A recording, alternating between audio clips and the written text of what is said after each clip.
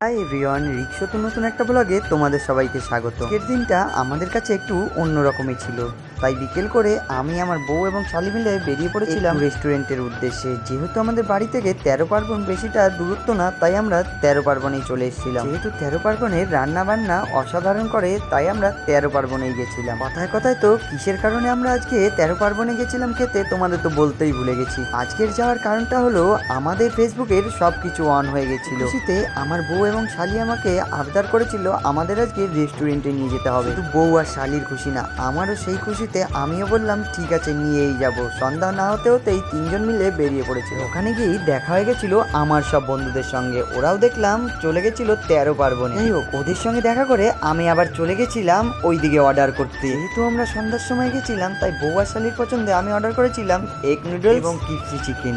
যাই হোক, দেওয়া মাত্র কিন্তু ওইদিকে আমার শালি পুরো একদম খাবারের দিকেই তাকিয়েছিল। সবাইকে দিয়ে এইবার আমি একটু নিয়ে নিয়েছিলাম। যাই হোক, খাওয়ার এবং রান্না বান্না তো অসাধারণ, বলতেই হবে না। তাড়াতাড়ি আমাদেরকে খাবারগুলো ডেলিভারি করে দিয়ে গেছিল। আমরা প্রথমে ভেবেছিলাম যে আমরা নুডলসটা আগে খাবো, তারপরে কিপসি চিকেনটা খাবো। পারবো এর জন্যই আমার খুব ভালো লাগে, খাবার যেরকম কোয়ালিটি ভালো, সেমনি তাড়াতাড়িও আমাদের খাবার ডেলিভারি করে। রিলস বানিয়ে আমরা চলে এসেছিলাম আমাদের তাইপুরের অতি জনপ্রিয় সুধীর মজুমদারের মিষ্টির দোকানে। ওখানে এসে বাড়ির সবার জন্য নিয়ে নিয়েছিলাম একটু আইসক্রিম। যেহেতু আমার বউ বলেছিল বাড়ির জন্য একটু আইসক্রিম নিয়ে চলো, সবার জন্য একটু আইসক্রিম নিয়ে নিয়েছিলাম। আইসক্রিম নিয়ে চললাম এবার বাড়ির দিকে। ওইদিকে আমার শালির আবদারে শালিকে দিয়েছিলাম একটু চকলেট। আইসক্রিম এনে প্রথমেই দিদার হাতে তুলে দিয়েছিলাম, যেহেতু বাড়ির বড়জন সবাইকে বলেছিলাম ভাগ করে দেওয়ার জন্য। আজকের ভিডিওটা এই পর্যন্তই, দেখা হবে নেক্সট ভিডিওতে নতুন কিছু নিয়ে।